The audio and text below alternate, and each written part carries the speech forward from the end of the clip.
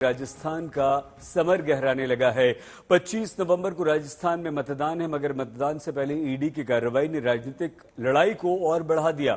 जी हां, ईडी ने कांग्रेस के प्रदेश अध्यक्ष के ठिकानों पर छापे मारे तो मुख्यमंत्री अशोक गहलोत के बेटे वैभव गहलोत को नोटिस देकर पूछताछ के लिए दिल्ली बुला लिया। चुनाव से पहले ईडी की इस कार्रवाई पर अब पूरा विपक्ष हमलावर है।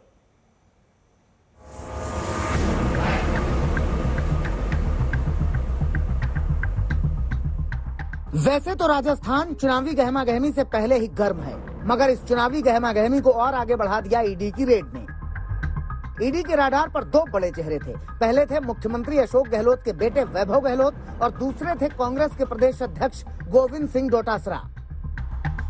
वैभव गहलोत को विदेशी मुद्रा प्रबंधन अधिनियम यानी फेमा में कथित अनियमितताओं के मामले में पूछताछ के लिए 27 अक्टूबर को दिल्ली तलब किया गया है।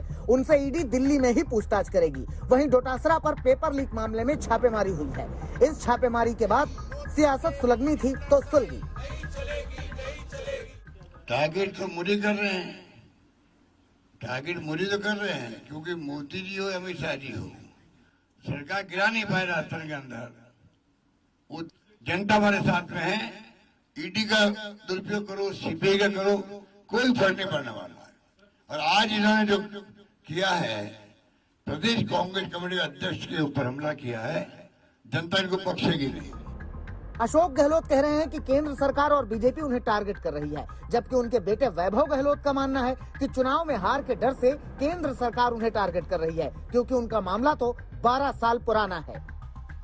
चुनाव के समय इनको सब याद आता है, ईडी सीबीआई। हम तो शुरू से कहते आए हैं, जहाँ जहाँ चुनाव होता है जिस जिस राज्य में, वहाँ पे केंद्र की भाजपा सरकार ईडी को साथ साथ ही भेजती है चुनाव की तारीखों के साथ ही। और जिस तरीके से आज हमारे प्रदेश अध्यक्ष जी को और मुझे सम्मान करके दिल्ली बुलाया है, मैं पहले भी कह चुका हूँ कि ये मामले पहले 12 साल पहले भी आए थे।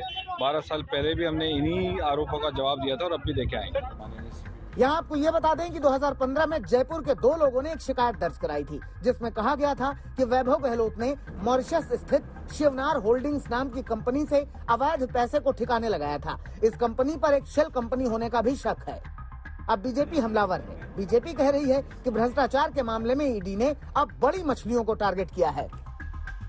इस प्रकार की जो रेड डाली गई है, वो सिर्फ एक संकेत देने के लिए दी गई है, मैसेज देने के लिए दी गई है कि अगर हम पॉलिटिकली कमजोर पड़ेंगे तो हमारा साथ देने के लिए नाना प्रकार की जो एजेंसीज भारत सरकार की हैं, चाहे वो सीबीआई है, ईडी है, इनकम टैक्स है, उनका हम दुरुपयोग करेंगे और लोगों के अंदर एक तरह का भय पैदा करने की हम कोशिश करेंगे। राजस्थान एंटी करप्शन ब्यूरो के सेवानिवृत्त डायरेक्टर जनरल बीएल सोनी साहब ने खुद वीडियो करके ये कहा और इस बात को स्वीकार किया है कि सरकार बड़ी मछलियों पर हाथ डालने नहीं देती थी, हम पर दबाव डाल करके रोकती थी।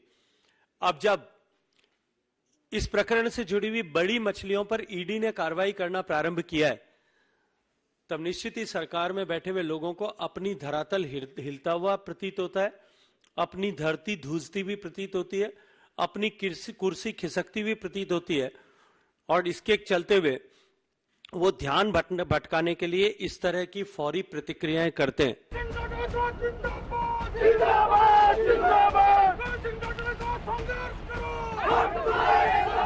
छापेमारी के बाद कांग्रेस के कार्यकर्ताओं ने जोरदार विरोध प्रदर्शन किया।